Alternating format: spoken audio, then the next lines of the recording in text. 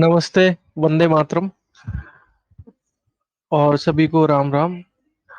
और आज दिन है 13 अप्रैल 2023, वीरवार।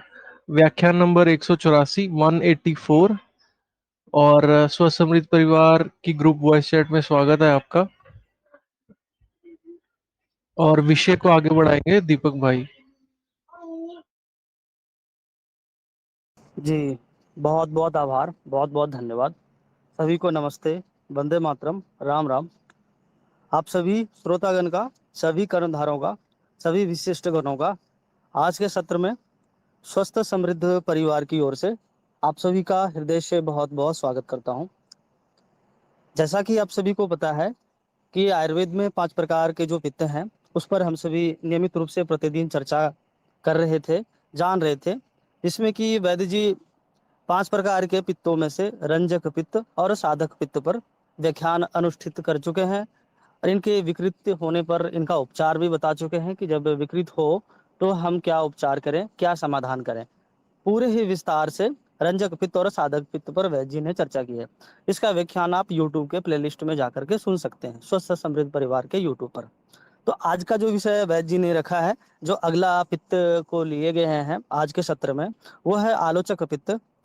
और आज का जो सत्र का आरंभ है, हम आचार्य बांगभट्ट जी के, जिसे हम वृद्ध बांगभट्ट भी कहते हैं, उनके कथनों को कह करके आज के सत्र को हम सभी शुभारंभ करेंगे। आचार्य बांगभट्ट जी कहते हैं कि आलोचक पित्त हमारे आंखों में स्थित है। बस मैं उनका हिंदी हिंदी अर्थ बता रहा हूँ।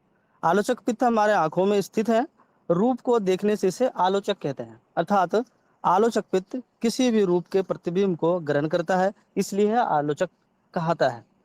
तो इसी विषय पर जो आलोचक पित्त है, जो हमारे आंखों में जो विराजमान होते हैं, ये आलोचक पित्त है क्या, इसका कार्य क्या है, ये कहाँ रहते, इसका निवास स्थान आप जानेंगे, कार्य क्या है, कार्यालय क्या है इनका, और जब ये विकृत होते हैं तो कौन कौन से रोग होते हैं, कौन कौन से उपद्रव दिखते हैं और क्या क्या हमारे शरीर में समस्याएं होंगी, वो सभी बातों को वैद्य जी विस्तार से हम सभी को बताएंगे और समझाएंगे। और व्याख्यान के अंत में जो श्रृंखला चलेंगी व्याख्यान की, जब आलोचक पित्त की चर्चाएं, इनके सभी चीजें हम जान लेंगे, तो अंत में इनके विकृत होने पर हम आलोचक पित्त की क्या चिकित्सा करें, इस पर वैद्य जी बताएंगे। आप सभी ध्यान से सुनिएगा, समझिएगा और जानिएगा, और आलोचक पित्त को इसे समझ करके जो वैद्य निर्माण क्रांति अभियान है, इसको फलित करिएगा। क्योंकि जब तक हम विस्तार से अपने शरीर के एक एक अवयवों को नहीं समझ लेते, तो हम वैद्य कैसे बनेंगे। तो इसीलिए हमें शरीर के प्रत्येक अवयवों को, प्रत्येक अंगों को विस्तार से समझना और जानना है।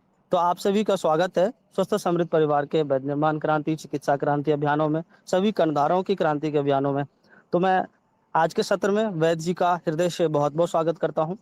और मैं वैद्य जी से निवेदन करूंगा कि जो आज का विषय है, इसे आरंभ करिए और पूरे राष्ट्र को, सभी कर्णधारों को, सभी आयुर्वेद प्रेमियों को, सभी वैद्यजनों को आज के विषय को संबोधित करिए, जिससे कि हम सभी लाभान्वित हो सके। नमस्ते। जी नमस्ते, राम राम, वंदे मातरम आप सभी को। और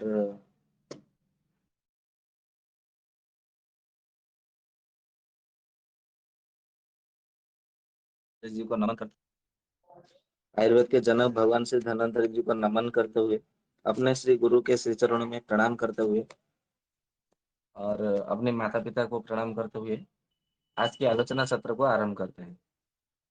कुछ कुछ लोग बोलते हैं कि सत्यवान जी, आप लोग मतलब ये जो बताते हैं, ये किसका ज्ञान है, मतलब ये कौन से ग्रंथ में पढ़ा हुआ है। मतलब आज एक किसी का संदेश आया, तो मैं ये सत्र के माध्यम से, इस मंच के माध्यम से कहना चाहता हूँ। मैं हर बार कहता हूँ, आज भी कहता हूँ। हिंदी में एक कहावत है कि मेरा अपना कुछ नहीं, जो कुछ है सो तोर, तेरा तुझको सौंपते क्या लगे है मोर। इसका अर्थ यह है, मेरा अपना कुछ भी नहीं है, जो कुछ भी है वो तुम्हारा है। ये सब भगवान को भक्त कहता है कि ये भगवान, ये सब तो तुम्हारा ही है, मेरा अपना कुछ नहीं है। मैं तुम्हारा चीजें, तुम्हारे द्रव्य, तुम्हारा ज्ञान, तुम्हारे ही अक्षर, तुम्हारे शब्द, मैं तुम्ही को अर्पण कर रहा हूँ। इसमें मेरा क्या जाता है, इसमें मेरा क्या भूमिका है, कुछ भूमिका नहीं है। ठीक उसी तरह हम सत्र में जो भी कुछ आलोचना करते हैं या तो बताते हैं, वो भी हमारा नहीं है, वो सब ऋषियों का है, देवताओं का है, भगवान का है, परमात्मा का है। इसलिए ये कभी ना सोचे कि ये सत्यवान ने कह दिया। ये सच हो कि ये ग्रंथ मतलब जिन्होंने लिखा है, जिन ऋषियों ने लिखा है, हमें मूल पर जाना पड़ेगा। ये ज्ञान मतलब सबसे पहले किसने बताया है, उनको हमको समझना पड़ेगा, जिससे कि हमको मतलब सही दिशा मतलब मिल सकती है। तो आज का जो आलोचक पित्त के ऊपर सत्र चलने वाला है, उसके आधार पर ही हमने आज का सूत्र लिया हुआ है। तो सूत्र ऐसा है कि चक्षु प्रधानम सर्वेशम इंद्रियाणम विदुर्बुधा धन निहार युक्तानाम ज्योतिषम इव भास्कर। इसका अर्थ यह है कि धन निहार से युक्त आकाशस्थ ज्योतियों से, ज्योतियों में जैसे सूर्य को, वैसे शरीर, शरीर के भीतर सारे इंद्रियां हैं, उन सभी इंद्रियों में नेत्र को श्रेष्ठ माना जाता है। मतलब जैसे पूरे संसार में भगवान भास्कर, भास्कर यानी के भाकर, भा यानी के तेज, यानी के तेज, उदीप, दीपक, या तो उजाला या तो प्रकाश, कर यानी के किरण, या तो जिसके मतलब प्रकाश मतलब उपस्थिति, जिसका उपस्थिति तेज को प्रकट करता है, या तो जिसके प्रकट होने से उजाला ही उजाला, प्रकाश ही प्रकाश प्राप्त होता है। ठीक उसी तरह भगवान सूर्य देवता को सारे में सबसे श्रेष्ठ माना गया है, मतलब ज्योतियों में श्रेष्ठ माना गया है। ठीक उसी तरह हमारे शरीरों में जितने सारे इंद्रियां हैं, या तो जितने सारे प्रकाश है, जैसे ज्ञान का प्रकाश है, बुद्धि का प्रकाश है, विचार का, या तो विवेक का प्रकाश है, या तो जैसे भावना का प्रकाश है, जो भी कल्पना का प्रकाश है, जो इतने सारे जितने प्रकाश है, उन सभी में प्रकाश में मतलब सभी में जो नेत्र ज्योति है वो सबसे श्रेष्ठ है। तो नेत्र ज्योति जो कहा जाता है, नेत्र ज्योति, तो नेत्र को ज्योति कौन देता है? जैसे मतलब हमने अपने घर में बिजली मतलब बल्ब लगा दिया, मतलब बोर्ड मतलब है उसका होल्डर में बल्ब लगा दिया, तो बल्ब लगा देने से थोड़ी वो जल जाता है, प्रकाशित हो जाता है। उसके लिए फिर उसको बिजली का सप्लाई होना भी चाहिए, मतलब बिजली का वहां पे परिवहन होना चाहिए, संवहन होना चाहिए, तब जाके वो बल्ब जलता है। तो हम जानेंगे कि हमारे नेत्र को ज्योति कौन देता है, क्योंकि आंख होते हुए भी अंधे हो जाते हैं, आंख होते हुए भी दिखाई नहीं देता।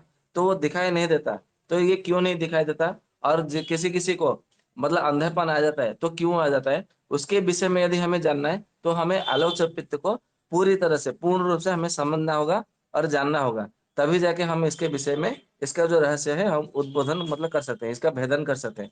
नहीं तो फिर हमको क्या करना पड़ेगा, कम आयु मतलब कम आयु में ही फिर हमें मतलब दूसरा आंख हमें लगाना पड़ेगा, यानी कि चश्मा लगाना पड़ेगा। तो चश्मा न लगाए, क्योंकि मतलब अभी आप लगभग 30-40 साल पहले चले जाइए, कुछ कुछ धनी लोग और कुछ राजनेताओं, कुछ मंत्रियों को छोड़ करके, जो सरकार के नौकर होते हैं, उनके उनको छोड़ करके बाकी कोई चश्मा नहीं लगाता था। 30-40 साल आप पहले मतलब पीछे चले जाएंगे तो गांव में कोई भी चश्मा नहीं लगाते थे। और ऐसा माना जाता था कि चश्मा लगाना वो बड़े लोगों का काम है, मतलब वो स्टाइल से लगाते हैं। परंतु बाद में पता चला कि उनकी आंखें मतलब दृष्टिहीन हो गए हैं, मतलब दृष्टि उनकी मंद पड़ गई है, दृष्टि शक्ति उनकी मतलब हीन हो गई, क्षीण हो गई, इसलिए वो चश्मा लगाना पड़ रहा है। और आज पता चल रहा है। नहीं तो कुछ लोग मतलब ऐसे ही समझते थे कि चश्मा लगाना बुद्धिमानों का काम है, चश्मा लगाना बड़े लोगों का मतलब ये रिवाज है, तो जो चश्मा लगा लिया वो बड़े आदमी है, ऐसा मतलब लोगों का विचार था। परंतु उसका विचार जो है, वो आचार जो है, उसका क्या मतलब प्रचार प्रसार हुआ था, उसके विषय में भी मतलब हम चर्चा में उसका रहस्य का प्रकट करेंगे। तो ये तो आज का मतलब सूत्र था, और ये सूत्र को मतलब हम व्याख्यान में मतलब वर्णन करेंगे। अभी हम कुछ सिद्ध योग के विषय में चर्चा करेंगे। किसी ने आज हमको व्हाट्सएप में प्रश्न किया था कि भैया ऐसा है कि पीलिया के लिए सिद्ध योग कोई बताइए, और जो हेपेटाइटिस ABCD मतलब होता है, उसके लिए भी कोई सिद्ध योग बताइए। तो हमने, हमको लगता है कि हमने बता दिया है, फिर भी फिर बता देते हैं। यदि आपको हेपेटाइटिस A है, B है, C है, D है, कुछ भी है, ठीक नहीं हो रहा है, तो उसके लिए आपको क्या करना चाहिए, जो पुनर्नवा का जड़ है, उसको आप शनिवार के दिन सुबह में स्नान करके, मतलब बिना पैसे का दवाई औषधि पहले बता देते हैं, उसके बाद में पैसा खर्च होने वाला भी औषधि उपचार आपको बताएंगे।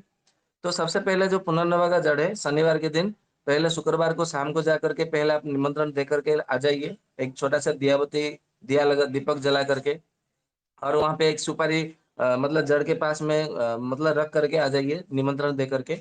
और जिसके लिए मतलब लाना है उसका नाम उच्चारण करके आ जाइएगा। तो उसके सुबह मतलब फिर उसे मतलब शाम को ही जब आप गए होंगे, तो वहां पे तांबे के लोटे से पानी या तो फिर मिट्टी के बर्तन का पानी ले करके, थोड़ा उसमें मतलब चावल और थोड़ा दूध डाल करके लेके जाएंगे तो बहुत अच्छा है। फिर सुबह में जा करके फिर से थोड़ा पानी डाल करके उनको नमस्कार करके और बोलना है कि मैं कल रात को, कल शाम को जो आया था आपको बोलने के लिए, निमंत्रण देकर गया था उस व्यक्ति के लिए, और उस व्यक्ति को आपकी कृपा और आपके आशीर्वाद की परम आवश्यक है। आप उसपे क्या करिए कि जिससे वो ठीक हो जाए। तो फिर उसको क्या करना है, आपको नमन करते हुए उत्तर दिशा की ओर से आपको खोदना है। पूरा जड़ को उखाड़ना नहीं है, क्योंकि जड़ यदि उखड़ जाएगा तो फिर आपका उसका रोगनाशक जो शक्ति है वो आधा चली जाती है, नष्ट हो जाती है। मतलब उसको नष्ट नहीं करना है, जड़ को पूरा उखाड़ना नहीं है पेड़ को। उत्तर दिशा की ओर से आपको थोड़ा-थोड़ा खोदना है, तो आपको उसका जड़ मिल जाएगा। तो चाहिए और उसका गले में पहना दीजिए। तो इसका केवल पहनाने से ही जो पीलिया होती है वो पीलिया ठीक हो जाती है बिना औषधि के। और आप उसमें नारियल का पानी, नींबू का पानी या तो गन्ने का रस या तो जो रागी होता है, रागी उसको सेवन करने के लिए दीजिए। और चरक संहिता में तो कहा है कि मंडूर भस्म का सेवन करना चाहिए, और पुनर्नवा का रस के साथ में मंडूर भस्म का सेवन करके और अधिक अधिक मात्रा में छाछ का, तक्र का सेवन करना चाहिए। परंतु तक्र जो है वो ताज़ा होना चाहिए, ऐसा चरक जी बताते हैं। तो इससे कैसा भी मतलब असाध्य कमला जो पीलिया होती है, वो पूरी तरह से ठीक हो जाता है। ठीक उसी तरह यदि आपका hepatitis A, B, C, D है तो उसमें भी आप ये प्रयोग कर सकते हैं। फिर भी हम और भी मतलब उसका प्रयोग मतलब बताते हैं। तो ये प्रयोग प्रयोग ऐसा है कि जो टंकण भस्म होता है, जिसको सुहागा, शुद्ध सुहागा बोलते हैं, उसको 4-4 ग्राम की मात्रा में ताज़ा छाछ के साथ में या तो पानी में मिला करके उसको सेवन करने के लिए दीजिए। या तो फिर मंडूर भस्म और टंकण भस्म दोनों को बराबर मात्रा में मिला करके रखिए और 1-1 ग्राम की मात्रा में उसको सेवन करिए। तो इससे भी शहद के साथ में सेवन करिए या तो गन्ने के रस के साथ में सेवन करिए। तो इससे भी जो आपका hepatitis A, B, C, D जो है वो पूरी तरह से ठीक हो जाता है। ठीक उसी तरह ग्रंथ का नाम है रस योग सागर, और उसका जो योग बताने जा रहा हूँ वो आप लोगों को सबको मालूम ही होगा। तो रस योग सागर में ऐसा बताया गया जिसको राजवीर भाई ने बहुत अच्छे से प्रचार किया है, सबको मतलब बताया है कि जो चूना होता है, पान में खाने वाला चूना, उसको इसमें गन्ने के रस में या तो फिर अनार के रस के साथ में यदि सेवन किया जाता है, तो भी पीलिया जो है वो पूरी तरह से ठीक हो जाता है। और ये बात जो है रस योग सागर नाम के ग्रंथ में भी ये उल्लेख है। आप चाहे तो उसमें भी देख सकते हैं, तो ये भी बहुत अच्छा उसमें प्रयोग मतलब काम करते हैं। ठीक उसी तरह जो मेहंदी का जो बीज होता है, उसको मेहंदी का बीज आप लेकर आइए और मेहंदी का बीज ला करके उसको सेवन करने के लिए दीजिए। तो कितने-कितने मात्रा में मतलब सेवन करना है, तो उसका भी मतलब हम पूरी तरह से आपको बता देते हैं। तो मेहंदी का बीज मतलब अधिक मात्रा में आपको मतलब संग्रह करके आपको लाना है, और उसको मतलब लाने के बाद में उसको क्या करना है, 4-4 ग्राम की मात्रा में उसको पानी में पीस करके आप उसका मतलब या तो छाछ के साथ में पानी में पीस करके दे सकते हैं। तो इसमें बहुत अच्छा वो काम करता है। तो आप उसमें मतलब दे सकते हैं, तो उसको कोई दिक्कत नहीं है। परंतु उसमें एक बात आपको ध्यान रखना है, जो पित्त को बढ़ाने वाली जो औषधियाँ मतलब जो द्रव्य है, जो आहार है, विहार है, वो आपको बंद करने हैं। पित्तवर्धक आहार, पित्तवर्धक विहार, पित्तवर्धक विचार, वो सब आपको त्याग करने हैं। क्योंकि पित्त बढ़ने से ही आपको मतलब कमला हुआ, पीलिया हुआ। पित्त बढ़ने के कारण ही आपका hepatitis A, B, C, D हुआ, और आपने कितना भी औषधि सेवन किया परंतु पित्तवर्धक का आपने वर्जन नहीं किया, त्याग नहीं किया, तो उससे कोई फायदा नहीं होगा। इसलिए पित्तवर्धक जितने सारे जो द्रव्य है, आहार है, उसको सबसे पहले बंद करिए, उसके बाद में औषधि का सेवन, तो वो पूरी तरह से ठीक हो जाता है। तो ये पुनर्वा भी आप प्रयोग कर सकते हैं, टंकण भस्म भी आप मतलब प्रयोग कर सकते हैं, तो उसमें बहुत अच्छा मतलब फायदा करता है। और भी एक बात है, जो रेवन चीनी के नाम से जाना जाता है, रेवन चीनी, और ये द्रव्य गुण विज्ञान में प्रिय जो आचार्य प्रियव्रत शर्मा जी है, उन्होंने रेवन चीनी कम से कम 3 मासा यानी कि आज के हिसाब से 1/4 तोला, मतलब 1 तोला का कर दीजिए। तो एक मतलब चौथाई तोला यानी कि 3 मासा के प्रमाण में उसको लेना है, और बकरी के दूध के साथ में यदि दिया जाता है, और वो भी सुबह में सूर्योदय से लगभग 1 पहर के बीच में, 1 पहर यानी कि 3 होरे के बीच में यदि मध्य में दे देते हैं, तो उसको दिन भर में फिर भूख नहीं लगता है, और उसको बार-बार जो है पसीना आने लगता है, और पसीना आने लगता है तो उसका जितना सारा जो टॉक्सिन है, मतलब लिवर का जो गर्मी है वो पूरा निकल जाता है, बाहर निकल जाता है, और धीरे-धीरे जो है मतलब 1 से 3 सप्ताह के बीच में पूरी तरह से ठीक हो जाता है। मतलब कितना भी पुराना मतलब जीर्ण विकार हो, तो वो भी पूरी तरह से ठीक हो जाता है। तो आप इसको मतलब ले सकते हैं इसमें। ठीक उसी तरह और भी मतलब एक उपाय है कि जितने सारे जो पित्त ज्वर नाशक जितने सारे औषधि है, ये चरक जी ने इसका सूत्र रूप में बताया है। पित्त ज्वर यानी कि पित्त पापड़ा जो है पित्त ज्वर के लिए रामबाण की तरह काम करती है। तो पित्त पापड़ा आपको यदि बाजार में मिलता है तो उसको लेके आइए, और उसको 1-1 ग्राम की मात्रा में शहद के साथ में चटा सकते हैं, छाछ के साथ में चटा सकते हैं, दही के साथ में चटा सकते हैं, नारियल के पानी में चटा सकते हैं, नींबू पानी में मिला करके पिला सकते हैं, या तो फिर जो ताज़ा छाछ होता है उसमें भी मतलब दे सकते हैं, या तो अनार का जो रस होता है उसमें भी दे सकते हैं, गन्ने का रस के साथ में भी मतलब दे सकते हैं। तो आप कैसे भी करके देंगे तो उसमें बहुत अच्छा वो फ़ायदा करता है, उसमें कोई दिक्कत नहीं है। परंतु ये ध्यान रखें कि उसको पेट अच्छे से साफ होता है कि नहीं? यदि पेट अच्छे से साफ नहीं होता है, तो आप उसमें इच्छाभेदी रस का प्रयोग कराइए। तो इच्छाभेदी रस कितना मात्रा में देना है? तो 2-2 गोली की मात्रा में देना है और वो नींबू के शरबत के साथ में देना है। मतलब मधुर रस युक्त करके उसको देना है, क्योंकि पित्त को शमन करने के लिए आपको पता है कि मधुर, तिक्त, कषाय, ये 3 रस मतलब सबसे श्रेष्ठ है। ये 3 रस का आपको ध्यान रखना है और कट्टु अम्ल लवणम पीताम्बर दयते, मतलब कटु रस, अम्ल रस, लवण रस, ये तीनों को आपको बंद करना है। तो इससे देखेंगे जो hepatitis A, B, C, D है, तो वो पूरी तरह से ठीक हो जाता है, इसमें कोई दिक्कत नहीं है। और मतलब ध्यान रहे, चंदन को या तो फिर कमल का जो फूल का जो पंखुड़िया है, वो लगाना है, या तो मीठा नीम का जो जिसको कड़ी पत्ता बोलते हैं, उसको मधुर नीम भी कहा जाता है, वो उसको मतलब आप लगा सकते हैं। मतलब शरीर में लेप लगा सकते हैं। तो उससे भी बहुत अच्छा फ़ायदा करता है, और नीम के पत्ते का रस का भी मतलब आप लगा सकते हैं, सेवन कर सकते हैं, तो उसमें भी बहुत अच्छा फ़ायदा करता है। और एक बात बता दूँ, अतिबला का जो वनस्पति है, उसका रस निकाल करके, ताज़ा-ताज़ा रस निकाल करके केवल आँख में डालने से, परंतु सुबह सूर्योदय से पहले डालना है, ये आपको ध्यान में रखना है। बहुत ही गोपनीय योग है, और ये जो योग है ना, ये तंत्र शास्त्रों में वर्णन है। आप इसका प्रयोग करेंगे तो चमत्कारी परिणाम मिलेगा। मतलब कैसा भी पीलिया हो, कैसा भी मतलब हेपेटाइटिस ए हो, बी हो, सी हो, डी हो, कितना भी पुराना हो, कुछ-कुछ लोग मतलब दुबई जाने के लिए, सिंगापुर जाने दुबई जाने के लिए बहुत सारे लोग ऐसे हम हमारे पास आते हैं। अरे हेपेटाइटिस बी मतलब ए, वो उनका टेस्ट होता है, निकल जाता है पॉजिटिव, तो वो फिर वो दुबई नहीं जा पाते। और बहुत सारे लोगों का सपना रहता है कि दुबई जा कर के बहुत सारा पैसा कमाना है, मुझे करोड़पति बनना है, अरबपति बनना है। तो घूम-घूम करके फिर वो आते हैं। तो हम उसको केवल ये अतिबला का पौधे का जो पत्ते का रस है, उनको सूर्योदय से पूर्व मतलब ताज़ा पत्ता लेके आना है। लगभग आपको ब्राह्म मुहूर्त में उठ करके आपको मतलब शौच स्नान से निवृत्त होकर के जाना है, और थोड़ा पेड़ के ऊपर थोड़ा पानी सिंचन करना है, उनको नमस्कार करना है। और नमस्कार करने का जो मंत्र है वो आप लोगों को मालूम है, हमने कई बार भी बताया है। मंत्र है ओम सुप्रभाय स्वाहा, ओम सुभद्राय स्वाहा। तब आप में आपकी जो दिव्य शक्ति है, रोगनाशन शक्ति, इसमें पत्ते में हो, मैं जो लेके जा रहा हूँ, जो द्रव्य लेके जा रहा हूँ, उसमें हो, और रोगी का रोग को निवारण कर दे, नाश कर दे, दूर कर दे। और आप मतलब जो मैं रोगी के लिए लेके जा रहा हूँ, वो मंगलकारी हो, कल्याणकारी हो, ये उसका अर्थ होता है। तो इसी भावना के साथ में जो कहा जाता है ना कि उपकार महामख, ये एक प्रकार से यज्ञ ही होता है। तो वैद्य को इसीलिए वैद्य कहा जाता है, क्योंकि वो वैदिक यज्ञ की भांति वो काम करता है। उपकार महामख मतलब वो यज्ञ करता है इसके लिए। तो इसके लिए इसको वैद्य मतलब नाम दिया गया है। तो आप इसका मतलब ला करके सूर्योदय से पहले हमने जिन-जिन लोगों को प्रयोग किया, किसी का 2 दिन, किसी-किसी का ज़्यादा जो समय हुआ था, 12 साल, 13 साल से 14 साल, जो पुराने हेपेटाइटिस से भी है, उन लोगों को 5 दिन, 6 दिन लगते हैं, बिना किसी औषधि के, बिना किसी दवाई के। सेवन करते हैं तो पूरी तरह से ठीक हो जाता है। ठीक उसी तरह आयुर्वेद में एक औषधि है जिसका नाम है अमृत रस। उसका यदि जन्म से लेकर के मृत्यु तक प्रतिदिन यदि 10-10 एमएल, 20-20 एमएल हर कोई पीता है, तो उसका कभी कैंसर नहीं होता है, हार्ट अटैक कभी मतलब खराब नहीं होता, उसका 12 ऑर्गन कभी खराब नहीं होता, लिवर कभी खराब नहीं होता, उसको कमला कभी नहीं होता, नपुंसक कभी नहीं होता, उसको पैरालिसिस कभी नहीं होता। और उसको मतलब जो आजकल जितने सारे जो रोग आते हैं, अचानक अचानक जो रोग आते हैं, जितने सारे गंभीर रोग आते हैं, वो कोई ऐसा रोग नहीं होता है। और उसको अग्निमांद्य अजीर्णता वो कुछ मतलब समस्या नहीं रहती है। तो बहुत अच्छी औषधि है, उसका भी प्रयोग करते हैं तो भी पीलिया में, जन्डिस में, सीडी में भी बहुत अच्छा फायदा करता है। तो आप उसका भी प्रयोग कर सकते हैं। तो ये था हमारा सिद्ध योग के विषय में। हाँ, और एक मतलब गया, किसी ने व्हाट्सएप में ही पूछा था कि मुझे बीड़ी, सिगरेट वो सब मतलब पीने की बड़ी गंदी आदत है, और उसके लिए कोई उपाय बताइए। तो मैं समय के अभाव के कारण उनको मैं बता नहीं पाया था। तो आशा करता हूँ वो यदि मतलब इस ग्रुप में होंगे अभी, मतलब सत्र में जुड़ेंगे तो अच्छा है। नहीं तो फिर इसका रिकॉर्डिंग भी वो यदि बाद में उनको पता चला, तो भी मतलब वो अपना प्रयोग कर सकते हैं। तो ऐसा है कि पीपल जो होता है ना हमारा, पीपल 2 प्रकार का होता है। एक होता है देसी पीपल, दूसरा होता है पारस पीपल।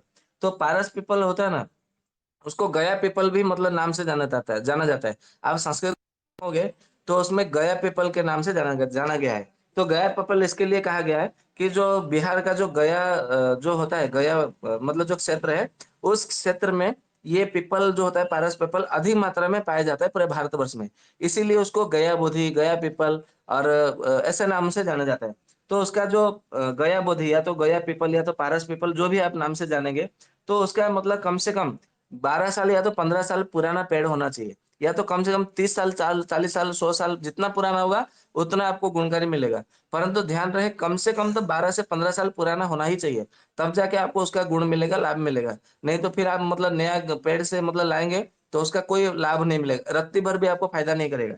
तो उसको क्या करना है, उसका छाल लेकर के आना है और उसको सूर्योदय से पूर्व मतलब सूर्योदय होने से पहले सूर्य का किरण प्रकाश नहीं पड़ना चाहिए। उस समय आपको उनके छाल मतलब ला करके संग्रह करके रख लेना चाहिए। और सूर्योदय से मतलब पूर्व ला करके घर पे उसको कूट पीस करके पूरा एकदम मतलब सूक्ष्म चूर्ण, सुलक्षण चूर्ण यानी कि जो बारीक कपड़ा होता है, सफेद रंग का बारीक कपड़ा, कपड़े में रख करके उसको छानना चाहिए। आजकल छलनी से छानते हैं, ऐसा नहीं करना है, कपड़े से छानना है। तो कपड़े से छानेंगे तो पूरा एकदम मतलब सूक्ष्म चूर्ण हो जाएगा। उसको सूक्ष्म चूर्ण, सुलक्षण चूर्ण ऐसा आयुर्वेद ग्रंथों में कहा गया है, जिसको मतलब हम महीन चूर्ण ऐसा कह सकते हैं हिंदी में। तो उसका कम से कम क्या करना है, 1 तोले की मात्रा में लेना है और 1 तोले तोले की मात्रा में लेकर के 1 लीटर पानी में आपको उबालना है। और जब 1/4 बचे सो उसको छान छान लेना है और हल्का-सा गुनगुना रहने पर उसको क्या करना है, आपको मतलब ये उकड़ बैठ करके आपको इसका सेवन करना है। पालथी लगा करके बैठ करके नहीं पीना है, ना ही खड़े होकर के इसको पीना है। और इसका क्या नियम है, क्या मतलब उसका मतलब है, उसका रहस्य तो आप लोगों को पता है, सूत्र इसको पता है। तो इसके लिए उकड़ बैठ करके इसको सेवन करना है। तो ऐसा केवल सुबह शाम 2-2 बार आपको सेवन करना है और कम से कम 3 महीने तक इसको सेवन करते जाना है। और ये बहुत ही मतलब सस्ता योग है, इसमें कोई पैसा नहीं लगता है। आपको केवल पेड़ों को मतलब नमस्कार करके वृक्ष देवता से वृक्षराज नमस्तुभ्यम करके मतलब आपको लेकर के आना है और इसका काढ़ा बना करके सेवन करना है। 3 महीना सेवन करने के लिए दीजिए। जिनको बीड़ी नहीं छूट रही, जिनका सिगरेट नहीं छूट रहा, जिनका तंबाकू नहीं छूट रहा, जिनका गुटखा नहीं छूट रहा, जिनका चाय नहीं छूट रहा, जिनका अफ़ीम नहीं छूट रहा, जिनका कॉफ़ी नहीं छूट रहा, जो बोलते हैं कि मेरा गांजा मतलब पीने की अभ्यास है, आदत है, मुझे मतलब छूट नहीं रहा है। कोई-कोई बोलता है कि मतलब मैं सिगरेट यदि ना पीऊँ ना, तो मेरे सर में दर्द होने लगता है। कोई बोलता है कि मतलब मेरा ये है, मेरा ये व्यसन है, कोई बोलता है ये व्यसन है। तो जितने सारे आपके व्यसन हैं, वो सारा व्यसनों से आपको ये मुक्ति दिला देगा। और संस्कृत में इस ग्रंथ मतलब पेड़ का नाम ही क्या मालूम है? निर्वसनम। निर्वसनम यानी कि जो व्यसन से मुक्त दिला दे। मतलब जिसके पास जाने से आपको व्यसनहीन कर दे। तो इसके लिए इस पेड़ का नाम ही रखा गया, ऋषियों ने निर्वसन रखा है। तो आप इसका मतलब इसका प्रयोग करिए, तो बहुत अच्छा औषधि है और इसको प्रयोग करिए। तो आज के लिए ये सिद्ध योग इतना ही है।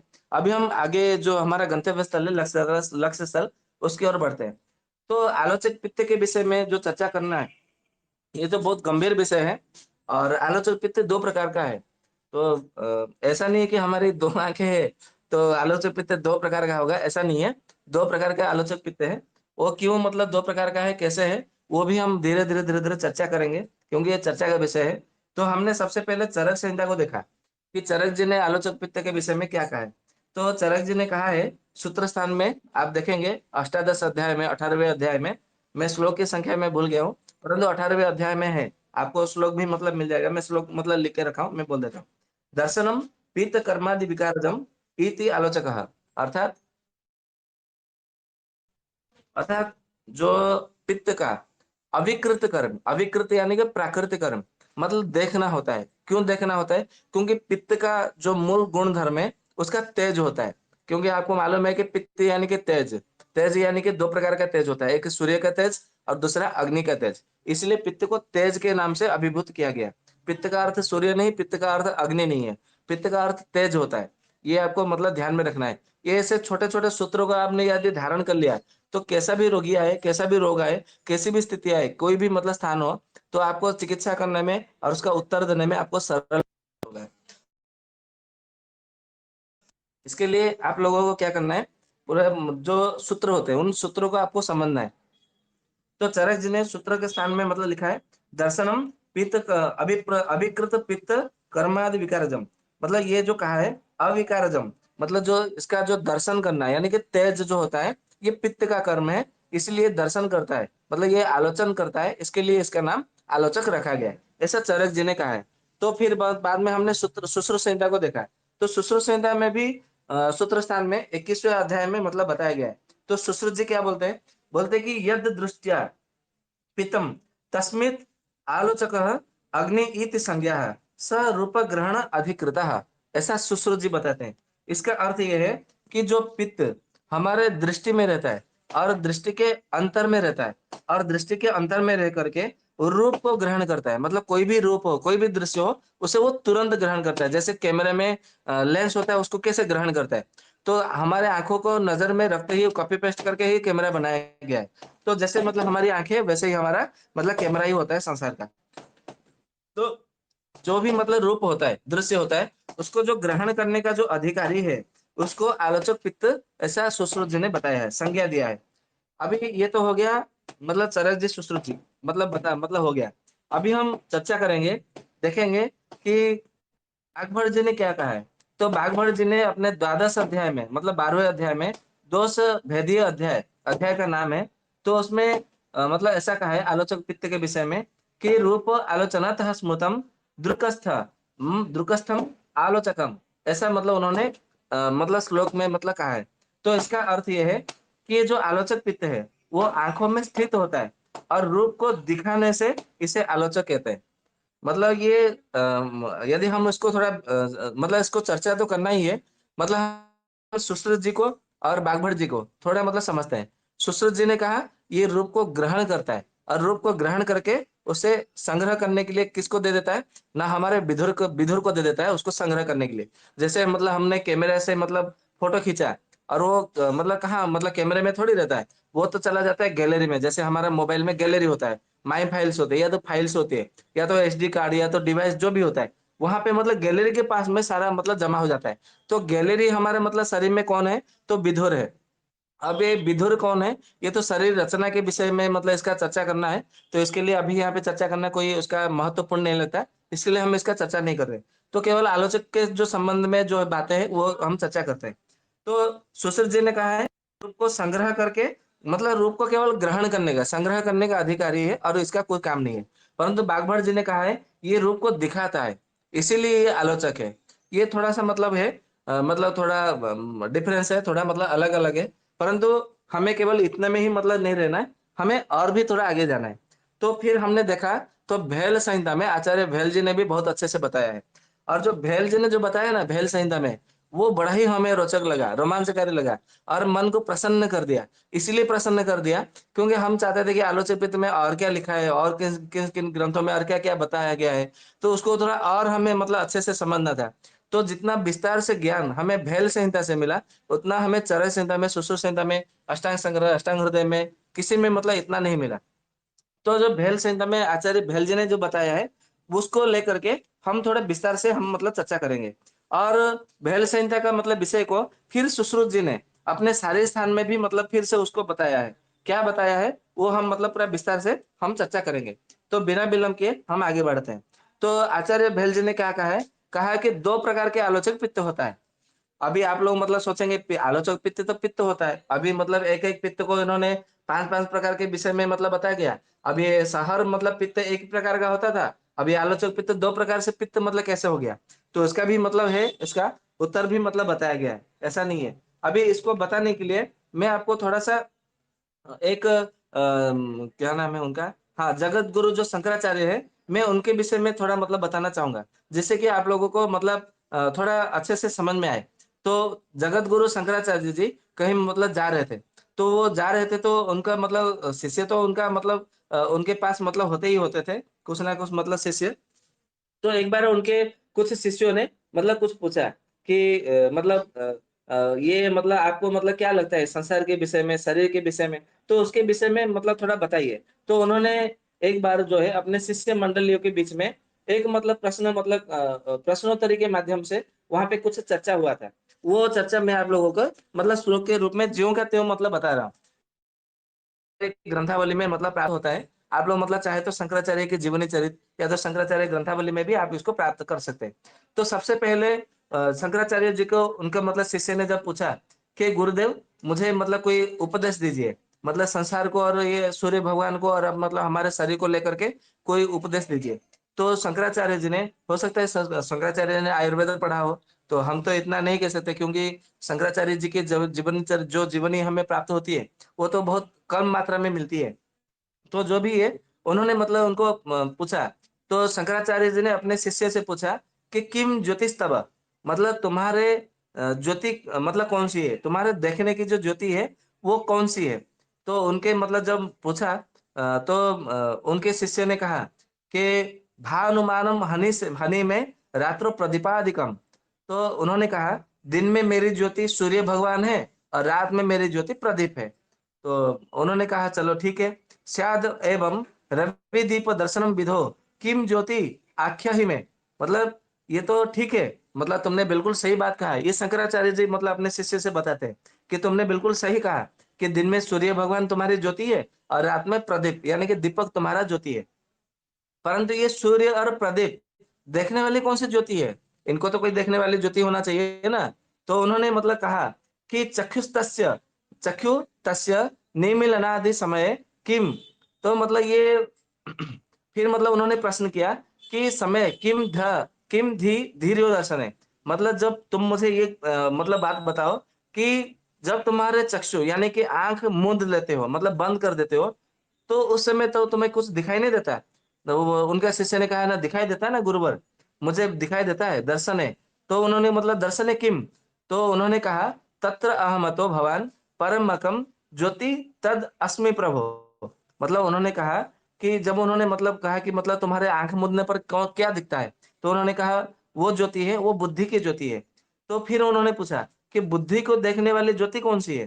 तो उन्होंने कहा मैं हूँ, मतलब अहम। अहम तो और मतलब फिर उन्होंने कहा, इससे सबसे बड़ी ज्योति तू ही हो ना? तो उन्होंने बोला, हाँ गुरुजी, मैं ही हूँ। हाँ, तद अस्मि प्रभो, मतलब हाँ गुरुजी, मैं ही हूँ। तो उन्होंने कहा, तो यहाँ पे 2 अर्थ यहाँ पे मतलब निकल कर के सामने आए। तो हो सकता है शंकराचार्य जी को आयुर्वेद का ज्ञान हो या तो आलोचक पित्त के विषय में ज्ञान हो। तो उन्होंने जब ये कहा कि मतलब संसार में देखने के लिए दिन में सूर्य है, रात में दीपक है, परंतु उसको देखने के लिए भी हमारे नेत्र ज्योति होना चाहिए। नेत्र यदि जो भी हम मतलब बंद कर देते हैं, तो भी हम सपना देखते हैं या तो हमें कुछ ना कुछ दृश्य दृश्य मतलब दृश्यमान होता ही होता है। तो अंदर कुछ ना कुछ ज्योति होता है। तो वो ज्योति कौन है? तो बुद्धि का ज्योति है, ऐसा उन्होंने कहा है, उनका शिष्य ने कहा है। और ये भेल संहिता जो है ना, ये भेल संहिता अभी का नहीं है। लगभग ये त्रेता युग का मतलब भेल संहिता है। मैं आप लोगों को बता दूँ, शंकराचार्य जी तो अभी कलयुग में मतलब जन्मे थे। अबे मतलब उनका कोई-कोई बोलता है शंकराचार्य मतलब शंकर जी का अवतार है। ऐसा शंकराचार्य के जो मतलब होते हैं पीठाधीश्वर, वो लोग बताते हैं। जो शंकराचार्य जी को अनुसरण करते हैं, अनुकरण करते हैं, वो लोग ऐसा बताते हैं। बाकी इसमें कितनी सच्चाई है वो हम उसमें चर्चा नहीं करने हैं, क्योंकि वो तो पूरा मतलब बवाल खड़ा हो जाएगा। हमारा उसका विषय नहीं है। तो भेल संहिता जो आचार्य भेल जी ने रचा है, ये त्रेता युग का विषय है। तो त्रेता युग में जो भेल जी ने मतलब लिखा है और त्रेता युग में ही महर्षि सुश्रुत जी का मतलब कार्यकाल रहा, उस समय रचना काल रहा। तो सुश्रुत जी के और भेल जी के थोड़ा मतलब अंतर है।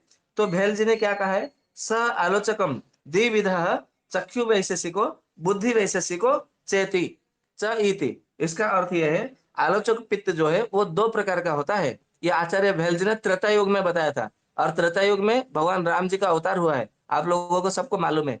तो बुद्धि चक्षु वैशेषिक आलोचक पित्त होता है और बुद्धि वैशेषिक आलोचक पित्त होता है। ऐसे जो आलोचक पित्त है, ऐसे 2 प्रकार का आलोचक पित्त होता है। इसको हम मतलब बारीक से यदि नहीं समझे, तो फिर आपके मतलब पास यदि कोई आ जाए, कोई-कोई ऐसे रोगी भी आते हैं, बोलते हैं कि मतलब बेजी मतलब मुझे दिन रात में ना रात में बहुत बड़े-बड़े डरावने सपने आते हैं। तो फिर आपको क्या करना है? तो बोले मतलब ये सब सपना करने मतलब सपना को बंद करने के लिए तो कोई औषधि नहीं है भैया हमारे आयुर्वेद में। तो क्या उसको मतलब वापस भेज दोगे?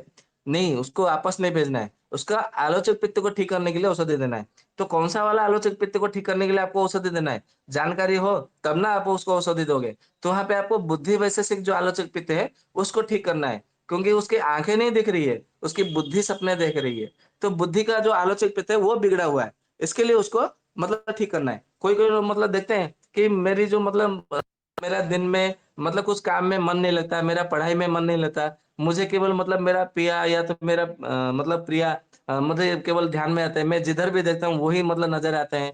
तो ऐसा जो विभिन्न प्रकार के जो आजकल उपद्रव सा मतलब दिखाई दे रहा है।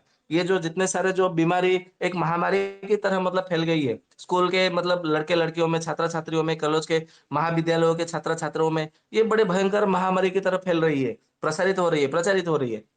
और इसके लिए उत्तरदायी कौन है? ना टीवी है, विज्ञापन है। तो इसको हम मतलब कैसे दूर कर सकते हैं? तो इसको दूर करने के लिए हमें आलोचक पित्त को ठीक करना है। तो आलोचक पित्त कौन-सा वाला? चक्षु विशेषक वाला नहीं, बुद्धि विशेषक जो आलोचक पित्त है, हमें उसको ठीक करना है। तो बुद्धि विशेषक आलोचक पित्त को यदि हमने ठीक कर लिया, तो उसके जो सपने आते हैं, उसके जो विचार आते हैं, उसके जो चारों ओर केवल मतलब जो दिखाई देते हैं, कुछ-कुछ दिखाई देते हैं।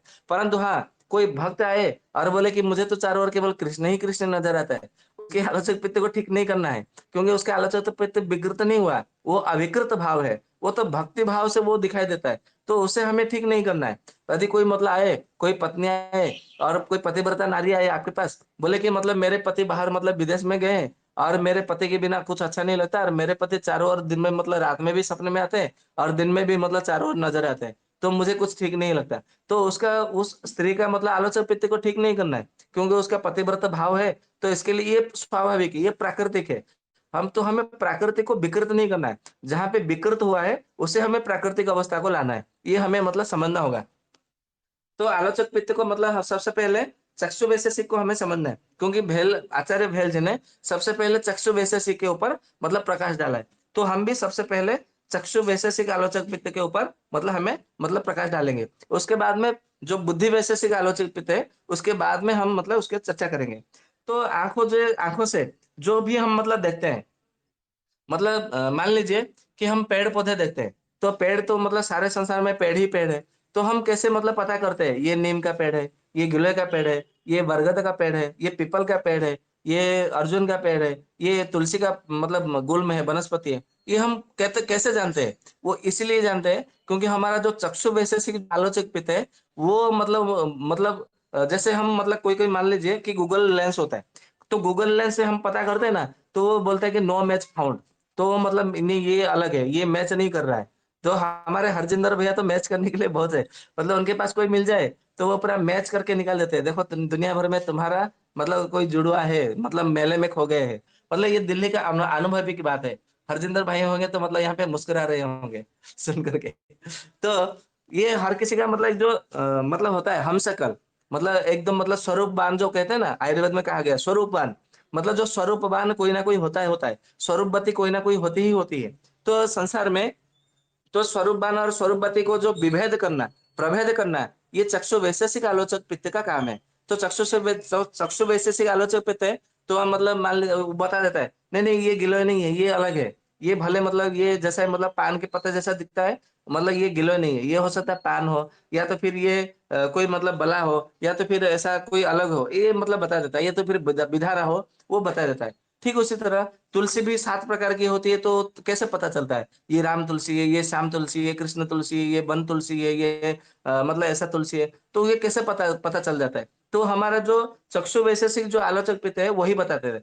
जैसे मतलब मान लीजिए आप किसी गौशाला में घुस गए, प्रवेश कर लिए, तो देखेंगे वहाँ पे हज़ार की संख्या में गौशाला में मतलब गौ माता वहाँ पे मतलब उपस्थित होती है, उपलब्ध होती है। तो हम कैसे पता करते हैं कि हाँ, ये मतलब आप थोड़ा 30 साल पहले चले जाइए, अभी तो आजकल मतलब थोड़ा कम हो गया है। तो जब हमारा मतलब बाल्यावस्था गाँव में गुज़रा था, तो संध्या के समय में सूर्यास्त से कुछ समय पहले मतलब हर किसी का गौ माता मतलब आती थी।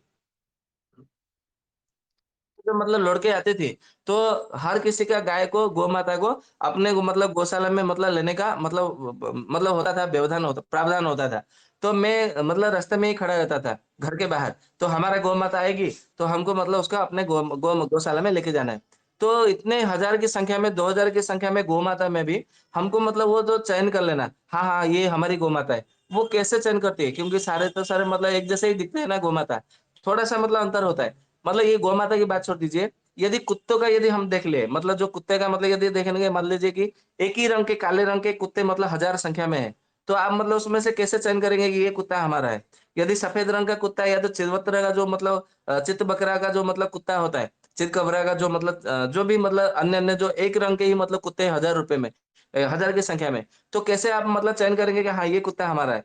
तो हमारा जो चक्षु वैशेषिक जो आलोचक पित्त है, वो हमें साथ देता है, वो हमें मतलब साथ करता है। कोई-कोई लोग बोलते हैं ना कि उसको वो तो मतलब हम उसके घर गए थे, वो रोग मतलब रोगग्रस्त हो गया है। हम गए थे तो वो पहचान नहीं पाए। अभी मतलब वो यमराज के मतलब घर जाने वाले हैं, मतलब वो प्राण पखेरु उनका उड़ने वाला है। वो कैसे बता देते हैं? क्योंकि जिनका चक्षु वैशेषिक आलोचक पित्त विकृत हो जाता है, फिर वो किसी को पहचान नहीं पाते। कभी-कभी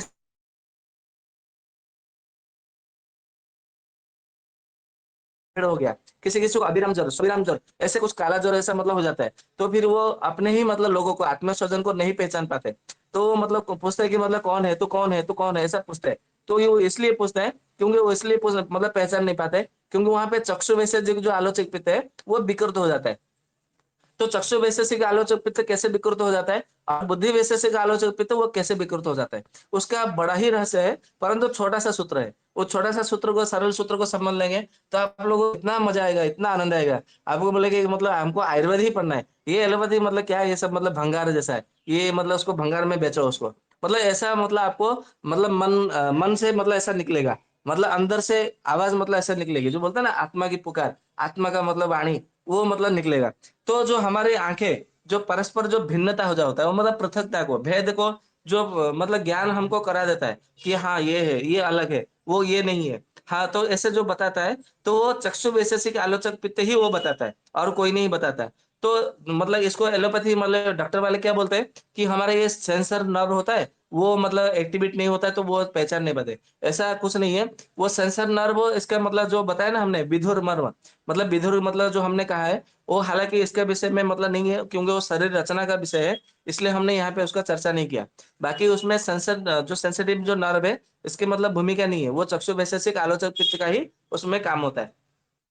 तो एक मनुष्य से दूसरे मनुष्य का जो अंतर, जो मतलब एक पशु से दूसरे पशु का अंतर, एक पक्षी से दूसरे पक्षी का अंतर, एक फल से दूसरे फल का, एक वृक्ष से दूसरे वृक्ष का, मतलब एक एक जो परिपूरक भाव से जो अलग अलग हम पृथक पृथक जो करते हैं, ये अंतर जो प्रभेद हम करते हैं, या तो एक साथ अनेक को देख कर भी, मतलब एक अलग अलग को देख कर भी मतलब एक अनेकों में एक, या तो एक में एक से अनेक, ये जो हम मतलब करते हैं, उसमें फिर वर्ण को देखते हैं, आकार को देखते हैं, वजन को देखते हैं, मात्रा को देखते हैं, स्थिति को देखते हैं, स्थायी तत्व को देखते हैं, अवस्था को देखते हैं, या तो विकार को देखते हैं, विचार को देखते हैं। ये जो जो कुछ भी हम देखते हैं, ये सारा का सारा जो ज्ञान है, वो चक्षु वैशेषिक आलोचक पित्त का ही होता है। ये आपको मतलब गांठ बांध करके आपको रखना है अपने मन में।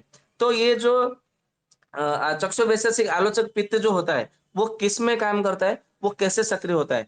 तो इसको एलोपैथी वालों ने एक अंग्रेजी नाम दे दिया है, और ये अंग्रेजी नाम मतलब दे दूँगा ना, तो कुछ-कुछ लोग मतलब बाद में जो वीडियो भी मतलब रिकॉर्डिंग सुनेंगे, वो मतलब कूद पड़ेंगे, अरे वाह! ये तो हमारे ही मतलब मेडिकल साइंस का मतलब बात बता दी है सत्यवान ने।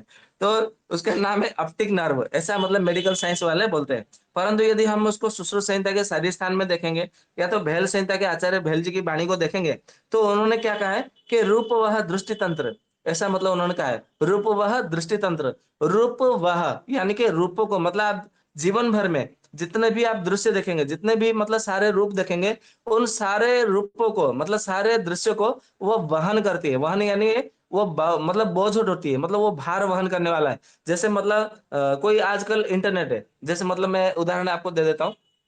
जैसे मतलब इंटरनेट होता है, गूगल होता है। आप उसमें कितना भी मतलब देखेंगे, तो उसमें मतलब मतलब केबी, एमबी, फिर जीबी, फिर मतलब कुछ ऐसा होता है, वो जो आईटी पढ़ने वाले हो वो मतलब बता सकते हैं। इतना तो हमको पता है कि केबी, एमबी, फिर जीबी, उसके बाद में कुछ और भी होता है।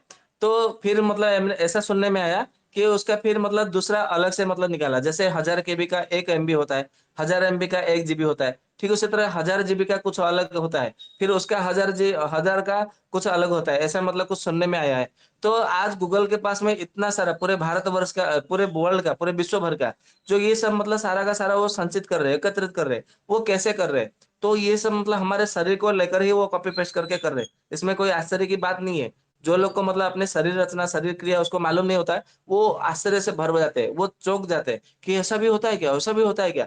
वास्तव में ऐसा ही होता है। क्योंकि हम मतलब बचपन से लेकर के अभी आप जरा कल्पना करिए, बाल्यावस्था में आपको ऐसे कोई मतलब किसी ने गाली दिया हो, यानी थोड़ा मतलब आंख लाल आंख करके आपको थोड़ा देखा हो, थोड़ा डांटा हो, या तो थोड़ा मतलब थप्पड़ मारा हो, आपने रो दिया हो, या तो आपके मतलब बचपन में बाल्यावस्था में किसी ने बहुत मतलब लाड़ प्यार किए हो, आपको घुमाने लेके गया हो, तो वो बात अभी भी मतलब आपको याद है कि नहीं? मतलब वो दृश्य अभी भी आपको दृश्यमान है कि नहीं? आप ज़रा एकांत में मतलब देखेंगे, उसका कल्पना करेंगे, तो ऐसा लगेगा कि आप बाल्यावस्था में उसी समय में मतलब चले गए।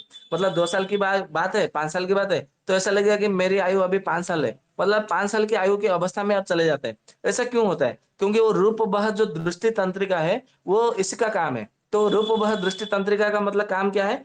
वो जो चक्षु वैशेषिक आलोचक पित्त है, वो है उसी को ही मतलब ठीक करती है। मतलब ठीक नहीं करती, उसके ही अंतर्गत वो काम करती है। वो सक्रियता है, निष्क्रियता, उसके आधार पर वो काम करती है। तो रूपवह दृष्टि जो तंत्रिका है, उसके अंतिम जो सिरे होते हैं, अंतिम सिरे यानी कि जो अंतिम छोर होता है, या तो अंतिम भाग ऐसा हम कह सकते हैं। तो अंतिम भाग कहाँ होता है?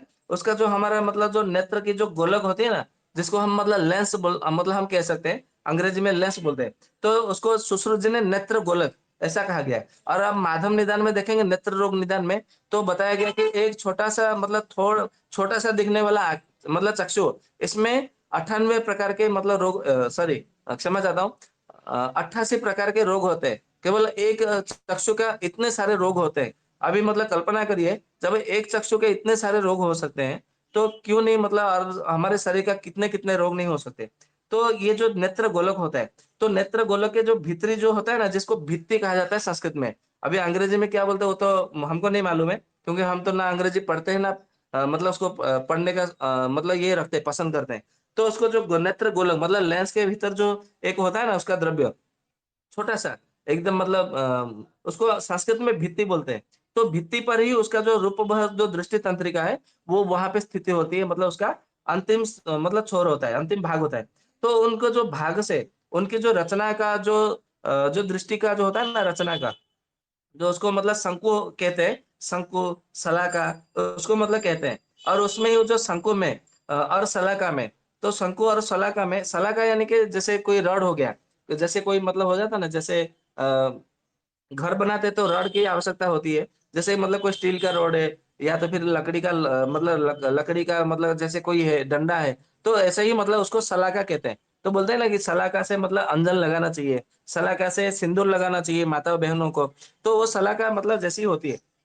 तो भित्ति के अंदर अंदर के भाग में शंकु होती है और शलाका होती है। और ये शंकु और शलाका के माध्यम से ये जो चक्षु वैशेषिक आलोचक पित्त है, वो वहां से आता है।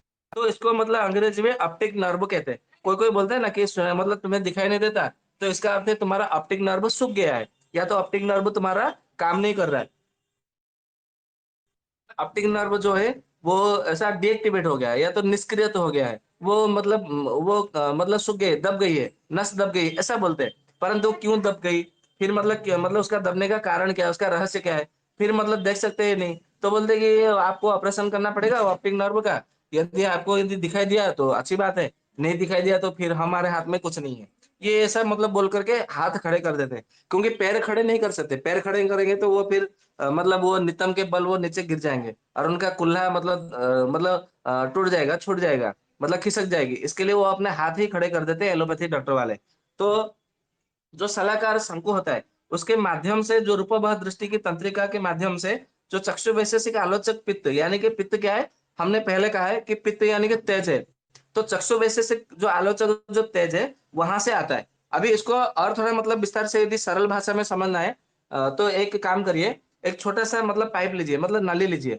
मतलब उसको क्या ऐसा करिए, 4-5 टुकड़े कर दीजिए। बराबर? तो उसको यदि और यहाँ से क्या करिए आप, थोड़ा मतलब टॉर्च लाइट लेकर के आप यहाँ से मतलब दिखाइए। तो उसका नली के माध्यम से जो टॉर्च का जो प्रकाश है, वो दूसरे छोर पे आपको दीवार पे आपको दिखाई देने लगेगा। परंतु यदि बीच में से एक जो मतलब टुकड़ा यदि आपने थोड़ा-सा टेढ़ा-मेढ़ा कर दिया, मतलब पाँचों को यदि आपने थोड़ा-सा टेढ़ा-मेढ़ा कर दिया, तो जो प्रकाश है ना, वो नली के भीतर ही रह जाएगी, मतलब पाइप के भीतर ही रह जाएगी। फिर वो मतलब वहाँ से आर-पार होकर के हमें दीवार पे नहीं दिखाई देता है। तो बस यही काम कर मतलब है, मतलब हमारा जो ऑप्टिक नर्व बिगड़ गया है, मतलब आलोचक पित्त बिगड़ गया है, तो आलोचक पित्त नहीं बिगड़ा है, आलोचक पित्त तो सही तरीके से आ रहा है। तो परंतु वो जो ऑप्टिक नर्व मतलब जो रूपवह जो दृष्टि तंत्रिका है, जो मतलब नेत्र गोलक से मतलब लेकर के उसके जो अंदर जो भित्ति होती है, भित्ति से लेकर के जो शंकु और शलाका होती है, उसको हमें मतलब सीधा करना है। यदि आपने मतलब शंकु और शलाका को यदि ठीक कर लिया, तो वो जो आलोचक पित्त है, वो बराबर आपका मतलब फिर आपका आर-पार हो जाएगा। मतलब ज्योति आपको मतलब दिखाई देने मतलब ज्योति आपकी मतलब आने लगेगी। तो ज्योति आने लगेगी तो आपको दिखने लगेगा। यही मतलब बात है। जैसे मतलब और एक मैं उदाहरण बता दूं, जैसे मतलब मान लीजिए कि आपका कोई घर है और घर का जो एक घर में 4-5 कमरे हैं और 4-5 जो कमरा है पूरी तरह से आपका मतलब सीधा ही सीधा दरवाजा है। मतलब हर कमरे का जो दरवाजा है एक ही मतलब लाइन में है, मतलब एक ही मतलब धाड़ी में है, मतलब एक ही मतलब सीधे सरल रेखा में है। तो आपने यदि मतलब पहले दरवाजे के पास रह करके यदि खड़े होकर के यदि आपने टर्च जलाया तो अंतिम दरवाजे के मतलब हर कमरे में मतलब पांचों के 5 कमरे में वो टर्च का प्रकाश मतलब फैलेगा। मतलब थोड़ा-थोड़ा करके फैलेगा लेकिन ज़रूर फैलेगा। ये मतलब निश्चित है। परंतु यदि आपने पहला दरवाजा आपका मतलब सीधा मतलब यह दक्षिण दिशा की ओर है और दूसरा दरवाजा दूसरे कमरे का दरवाजा उत्तर दिशा की ओर है, फिर तीसरा कमरे का दरवाजा दक्षिण दिशा की ओर है, मतलब इधर-उधर, इधर-उधर। यदि इस प्रकार से है, टेढ़ा-मेढ़ा हो गया है, तो फिर वो एक ही कमरे में वो जो प्रकाश है, वो रह जाएगा। दूसरे प्रकाश में भी वो थोड़ा जाएगा, परंतु तीसरे प्रकाश में वो जाएगा ही नहीं। तीसरे कमरे में उसका जो प्रकाश है, टॉर्च का प्रकाश, वो जाएगा ही नहीं। तो ऐसा ही है, हमारा आलोचक पित्त से मतलब जो बोलते हैं ना, कोई-कोई लोग बोलते हैं कि तुम्हारी आयु 40 हो गई, अब तो तुम्हें मतलब नहीं दिखेगा, तब तुम्हें मतलब दिखाई देना बंद हो जाएगा। ऐसा क्यों होगा? ऐसा थोड़ी है कि मतलब किसी का 40 की आयु हो गई तो उसको नहीं दिखेगा या तो फिर हमने ऐसा कर लिया तो नहीं दिखेगा, ऐसी बात नहीं है। तो यदि हमको यदि चक्षु वैशेषिक आलोच्य पित्त को यदि ठीक करना है, तो हमको सबसे पहले क्या करना है, तो ये जो मतलब शंकु और शलाका है, हमको सबसे पहले इसको ठीक करना होता है। तो इसको कैसे ठीक करना है और उसका मतलब क्या-क्या मतलब माध्यम होता है, इसका कार्यकाल कैसे होता है, इसका वेतन क्या होता है और इसका मतलब वासस्थान क्या होता है, इस सब विषय में मतलब हम जानेंगे। आज तो 9-5 हो गए हैं, तो इसका हम दूसरा भाग हम कल इसका चर्चा करेंगे। तो विस्तार से और थोड़ा मतलब हम चर्चा करेंगे। जैसे कि मतलब मेरी इच्छा है कि आप इसको पूरी तरह से समझ जाएँ, तो ये आलोचक पित्त के विषय में जब समझ जाएँगे, तो फिर आप मतलब किसी को चश्मा लगाने की ज़रूरत नहीं पड़ेगी। चश्मा मुक्त मतलब दृष्टि मतलब होना चाहिए, दृष्टिवान होना चाहिए, तो दृश्यवान होना चाहिए हमारे भारतवर्षी। तो ये मैं अपने व्याख्यान को यहीं पे विराम देता हूँ। यदि आप लोगों का कोई प्रश्न हो तो 5-10 मिनट के भीतर मतलब ले लेते हैं, फिर सत्र को विराम देते हैं। भैया जी राम राम। हाँ जी, राम-राम भैया। ये जो इस सिद्ध योग में आप बता रहे थे अति विशाखा पत्ते का रस डालना है, वो कितना डालना है? आपकी आवाज़ बहुत कम आ रही है भैया, सुनाई नहीं दे रहा है। वो सिद्ध योग में जो बताया था ना अति विशाखे पत्ते का रस डालना है। हाँ, अति वाला का। हाँ अति वाला का, तो वो कितना डालना है? 2-2 बूंद डाल दीजिए भैया। जी जी। और डाल के देखिए जिनको मतलब जो पीलिया होता है ना, पीलिया कैसे भागता है फिर आप मतलब बोलेंगे, मतलब कल्पना नहीं कर सकते। ये चमत्कार जैसा लगेगा। हाँ बिल्कुल बिल्कुल करेंगे। धन्यवाद। जी, जी, स्वागत। राम राम, वंदे मातरम जी। राम, राम, राम, राम, वंदे मातरम। बताइए भैया। वैसे एक आपने योग बताया जिसमें कि बीड़ी सिगरेट चाय कॉफी, उसमें जैसे ड्रिंक है, ड्रिंक भी छूट जाएगी, क्या जी? जो वाइट किसकी? दारू भी छूट जाएगी। नहीं, नहीं, दारू नहीं छूटती है भैया। हमने अच्छा, दारू वालों के ऊपर प्रयोग ठीक। किया तो दारू नहीं छूटती है, उसके ऊपर प्रयोग मत करिए। हाँ, बीड़ी, जी जी, सिगरेट जितने सारे जो अन्य-अन्य व्यसन है वो छूट जाती है। दारू व्यसन नहीं है, दारू तो नशा है। ठीक है, धन्यवाद। जी, जी, स्वागत है आपका।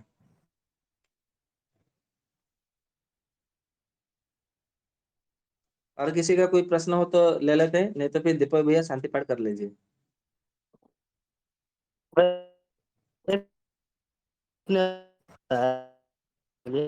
आपकी आवाज़ नहीं आ रही है भैया।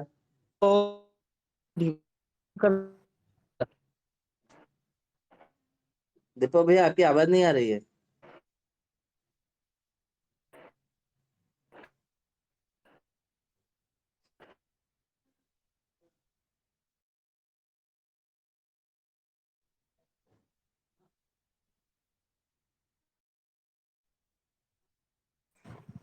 ठीक बैद है, जी अरुण भैया। हाँ जी, राम, राम। बैद जी एक चिकित्सा पद्धति है से बाम्बू, ये क्या आयुर्वेद की सिर्फ चिकित्सा पद्धति है या कुछ अलग है ये? हाँ, ये आपने बहुत जटिल प्रश्न पूछ लिया, मतलब विकट परिस्थिति उत्पन्न करने वाला। नहीं, ये आयुर्वेद में नहीं है। बट वो डामर चिकित्सा पद्धति कुछ पार्वती जी का कुछ व्याख्यान बताते हैं। हाँ बताते हैं, लेकिन उसका कोई प्रमाण नहीं है। जी वैद्य जी। जी वैद्य जी राम राम। वैद्य जी हम वैद्य जी नमस्कार। हाँ जी नमस्कार। हेलो। वैद्य जी, देसी पीपल पारस पीपल में क्या अंतर है? क्या जी? देसी पीपल और पारस पीपल को हम कैसे पहचानेंगे? पारस पीपल वो थोड़ा कोई बात नहीं, मैं एक काम करता हूँ। हमारे यहाँ पे है, मतलब मैं उसका फोटो मतलब डाल देता हूँ कल टेलीग्राम ग्रुप में, बराबर दिन में दोपहर में, तो आप सब जान जाएंगे। या तो मैं उसका छोटा सा वीडियो बनाकर भी मतलब मैं भेज देता हूँ, तो आप लोगों को पहचानने में जानने में बहुत अच्छा रहेगा, सरल रहेगा, तो सब लोग उसका लाभ उठा सकते हैं। वैदिश पार्क वैद्य जी पीपल नमस्कार। ठीक है। हाँ जी नमस्कार। जी वैद्य जी, मैं एक पूछ रहा था जी, मेरी माता जी के आंखों में मोतियाबिंद है, दोनों आंखों में, एक में ठीक है। ज्यादा है एक में कम है। ठीक है। आपको मैंने टेलीग्राम पे एक मैसेज भी डाला था एक बार। तो मैं गोविंद भैया के यहाँ से उत्तम नगर से ही मैं दवाई ले गया था, तो उससे ना तो आगे बढ़ रहा नहीं वो घट रहा, मतलब ये है कि वहीं वहीं थम तो गया था वो उससे। अब वो दवाई भी खत्म हो गई है। तो मैं कह रहा था कोई है ऐसी जो उनकी और उन्हें ऑपरेशन से मतलब करवाना नहीं है, मैंने ये सोच रखा कि आयुर्वेद से ही ठीक करना है मुझे उन्हें, तो कोई प्याज का रस दवाई डाल ऐसी हो। दीजिए। हाँ जी। प्याज का रस डाल दीजिए। प्याज का रस। जी। तो प्याज मतलब ये दो तरह की रहती है ना, एक मतलब इसमें भी तो कोई फर्क है ना प्याज में? हाँ सफेद प्याज होगा तो बहुत अच्छा रहता है। अच्छा। हाँ नहीं तो तो आपको और एक मैं प्रयोग बता देता हूँ। हाँ आपको जी। मालूम होगा जिसको गोमती चक्र बोलते हैं। गोमती चक्र ये गुजरात में पाया जाता है, जो होता है ना, क्या बोलते हैं, द्वारका। द्वारका आप कभी गए होंगे, सोमनाथ द्वारका जो प्रभास पाटन क्षेत्र, वहां पे नहीं गोमती नदी समुद्र के किनारे समुद्र में जाकर मिलती है। तो वहां हम्म, से गोमती चक्र मतलब बहुत सारे वहां पे मतलब प्राप्त होती है, बराबर। तो उसको गुलाब जल के साथ में घिस करके हाँ उसका मतलब एक एक बूंद दो दो बूंद मतलब दिन में दो बार तीन बार डालते रहने से, नियमित कुछ दिन कुछ महीने तक ढालते रहने से, ऐसा नहीं कि एक दो दिन में 5-7 दिन में ठीक हो जाएगा। हो सकता है दो जी। महीना 3 महीना ढालना पड़े, परंतु बहुत सरल योग है। तो उसको ढालने से भी देखेंगे मोतियाबिंदु पूरी तरह से ठीक हो जाता है। और ग्लूकोमा तो बिल्कुल ठीक हो जाता है, जो काला काला मोतियाबिंदु है ना, हाँ पूरी तरह से ठीक हो जाता है ग्लूकोमा। ग्लूकोमा के लिए कम से कम 8 महीना 9 महीना 10 महीना ऐसा लगातार ढालना पड़ता है। तो आप इसका अच्छा। भी प्रयोग कर सकते हैं। हाँ। जी। उनकी आंखों में ना वो मतलब सफेद सफेद सफेद ये झल्ली सी है आई हुई है, वो सफेद वाला है फिर मोतियाबिंद? हाँ जी हाँ जी, सफेद वाला सफेद मोतियाबिंद है, काला मोतियाबिंद काला काला रंग दिखता है। आप तो दोनों ये प्रकार जो आप के बता रहे मोतियाबिंद हो में ये डाल सकते हैं। पंसारी दुकान पे मिल जाएगी ये वाली दवाई अगर आप जो बता रहे हो? हाँ जी मिल जाएगी। आप उनको गोमती चक्र मांगेंगे तो मिल जाएगा। गोमूत्र चक्र। ओ, गोमती ठीक है। गोमती। गोमती, ठीक है ठीक है। मैं एक मैं ये मिनट में यहाँ करता पे हूँ। टेलीग्राम पे लिख देता हूँ। तो ये घिस करके उसमें डाल ले फिर आंखों में हाँ गुलाब जी जल हाँ में? जी। जी मैंने ठीक है मैं ये टेलीग्राम कर। में लिख के भेज दिया, पढ़ लीजिएगा। ठीक है जी, जिनका धन्यवाद जी। मोतियाबिंद और पक बहुत गया बहुत है धन्यवाद आपका, जो उन्हें ये काम जो आएगा। आप चला रहे हो ये, बहुत धन्यवाद आपका। मैं दिल से धन्यवाद दे रहा हूँ आप सभी की टीम को, पूरी टीम को बहुत बहुत धन्यवाद आपका। इससे धन्यवाद मैंने से। आपको ये ला लो, जिसका मैंने गोविंद वैद्य भैया से जिसका पूछ करके मोतियाबिंद राजीव पक भाई गया को है सुन क्या वो करके काम मैंने आएगा? कई आदमियों की ना, ये जो भैया भी मतलब पूछ रहे थे कि वो क्या कह रहे हैं, वो दारू छुड़ाने के लिए, तो मैंने अदरक का प्रयोग करा, उससे मैंने 2-3 बंदों की दारू छूट गई है, मतलब पूरी तरह से दारू भी छूट गई और ये उनकी जो बीड़ी गुटखा वो सब छूट गए। तो मैं इन भाई से बोलूंगा जो अभी बोल रहे थे दारू के लिए, वो अदरक का प्रयोग करें जैसे राजीव भाई ने बताया था एक व्याख्यान में, तो वो बहुत अच्छा रहेगा। बढ़िया भैया। जी। परंतु जी धन्यवाद। यहाँ पे जी, हम जो कार्य कर रहे हैं हमको धन्यवाद मत दीजिए, क्योंकि हम धन्यवाद के लिए काम नहीं कर रहे। यदि आप कुछ मतलब देना चाहते हैं हमारे हमको, तो ये इतना करिए, घर घर तक जन जन तक आयुर्वेद को पहुंचाने का काम करिए।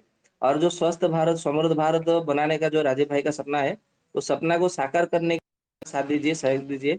और जो ग्रामीण ग्रामीण पेयजल निर्माण क्रांति जो करने का जो हमने अभियान आरंभ किया है, गोविंद शरण जी के नेतृत्व में, गोविंद भैया के नेतृत्व में, और उसमें जी दीपक भाई, हरदीप भाई, अरुण भाई, ये सब मतलब हमको साथ दे रहे हैं। तो आप लोग भी इसमें हमारा सहायक बनिए, तो इसमें हमको बहुत अच्छा लगेगा। बाकी हम मैं धन्यवाद के लिए बात बिल्कुल नहीं कर रहे हैं, इतना बता देते हैं। बिल, बिल्कुल जी बिल्कुल। मेरे चाचा जी हैं, वो भी थोड़ा सा आयुर्वेद के बारे में जानते हैं, तो वो अब कुछ दिन में आएंगे यहाँ पे, मेरे यहाँ गाजियाबाद में रहता हूँ। तो मैंने उनसे बात करी है, वो कह रहे थे कि भाई मुझे उनसे मिला दे, उनकी टीम से। और मैं कहा मैं अपने यहाँ पे गांव में भी शिविर लगवाऊंगा, फिर मैं गाजियाबाद में भी इनका शिविर लगवाऊंगा। तो मैं इस चीज के लिए तो मैं बहुत ज्यादा उत्सुक हूँ कि इसका प्रचार ज्यादा से ज्यादा होना चाहिए। राजीव भाई का एक कुछ ना कुछ सपना, हम जो थोड़ा भी उसमें मदद करें वो हमारा सौभाग्य होगा। तो हम जरूर इसमें काम करेंगे आपके साथ मिल करके। मैं गोविंद भैया के साथ में मिल करके बहुत अच्छा काम मैं अपने यहाँ पे आसपास में करना चाहूंगा, बहुत अच्छी तरह से। इसमें सहयोग पूरा पूरा दूंगा मैं आपका। जी जी, बिल्कुल। स्वागत है आपका। धन्यवाद। ठीक है, आज तो समय काफी हो गया है। मैं दीपक भाई से निवेदन करना चाहूंगा। दीपक भाई है तो फिर शांति पाठ करा लीजिए। जी वैद्य जी, वैद्य जी एक छोटा सा प्रश्न है, हो सकता है किसी का काम आएगा, फिर हम समापन करते हैं। जो आपने जी, पीलिया के लिए जो अतिबला का प्रयोग बताया था अभी, तो अगर यदि ताजा पत्ता ना मिले तो क्या उनके पंचांग को रात में भिगो के सुबह आंखों में डालें, उसके पानी से आंख को धोए, तो क्या लाभ मिल सकता है? में हमने प्रयोग करके देखा है, क्योंकि जब हाँ। ग्रीष्म का जो महीना होता है ना, वैशाख और जेठ, तो उसमें जी जी। अतिबला पौधा नहीं मिलता है, हमने इतना देखा है। परंतु जी आप ये जी। ध्यान में, और हमने इसको भी मतलब देखा है, जो कहते हैं ना कि प्रकृति जब आपके मतलब शरीर में रोग होता है, तो आपके शरीर रोग के अनुसार ही आपके आसपास ही प्रकृति क्या करता है, सबसे पहले वो पौधे को मतलब पहले से ही वो प्रकट कर देती है, मतलब उत्पन्न कर देती है। तो जी जी। पीलिया रोग जो रोग है ना, hepatitis A B C D, ये ज्यादातर वैशाख और ज्येष्ठ के महीने में होता ही नहीं है। ये भी अच्छा। आपको मतलब ध्यान में रख लिया। हाँ, जब मतलब कब मतलब पीलिया कब होता है, तो आषाढ़ के महीने में जब बरसात धीरे धीरे होती है, बरसात जब होती है आषाढ़ कृष्ण अमावस्या के बाद में ही पीलिया रोग आरंभ होता है। तो उस समय तो अतिबला का पौधा चारों ओर ऐसे ही मतलब उग जाती है धरती पे, जमीन पे। तो फिर आपको उसको रखने की आवश्यकता नहीं है। और हमने एक बार मतलब उसको रख करके उसका पंचांग का प्रयोग किया था, तो उससे परिणाम नहीं मिला। ये भी हम बता देते हैं, क्योंकि हमने अनुभव किया, तो परीक्षण किया, तो प्रयोग किया तो नहीं मिला। इसके लिए ताजा पत्ते का ही रस लाइए, और ब्राह्म मुहूर्त में उठ करके उसका सूर्योदय से पहले पत्ते ला करके उसका तुरंत रस निकाल करके दो दो बूंद आंख में डालना होता है।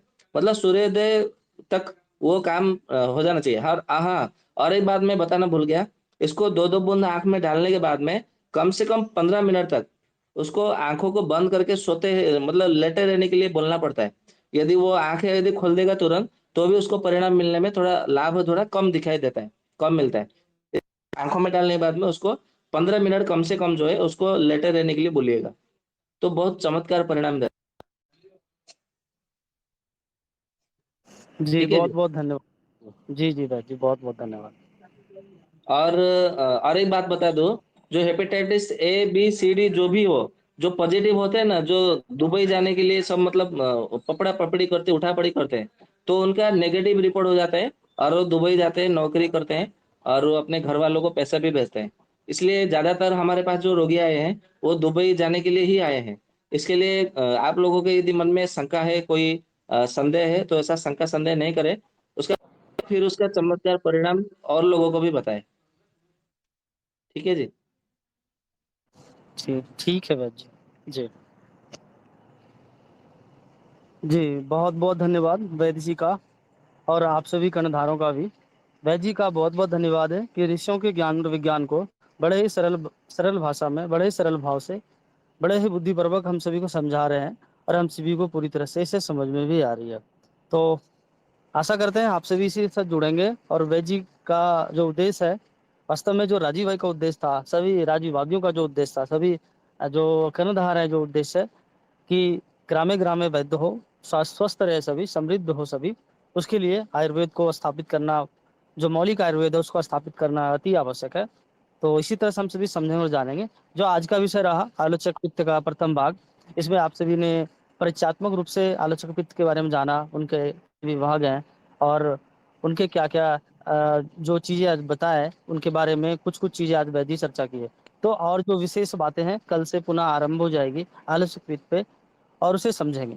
तो ये लंबी चर्चा होती रहेगी, तो प्रतिदिन जुड़िए और जो गुण रहस्य आयुर्वेद का से समझते जाइए और औरों में बांटते जाइए। तो वैद्य जी का बहुत बहुत धन्यवाद, आप सभी का भी बहुत बहुत धन्यवाद। हम सभी शांति पाठ करते हैं और सत्र का समापन करते हैं। ओम ध्यो शांतिरंतरिक्षम शांति, पृथिवी शांतिरापः शांतिरोषधयः शांति, वनस्पतयः शांतिर्विश्वे देवाः शांतिर्ब्रह्म शांतिः, सर्वं शांतिः शांतिरेव शांतिः, सा मा शांतिरेधि। ओम शांति शांति शांति। आप सभी को नमस्ते, वंदे मातरम, राम राम। राजीव भाई अमर रहे। दैव जी का बहुत बहुत धन्यवाद। आप सबका भी हृदय से धन्यवाद। शुभ रात्रि, राम राम।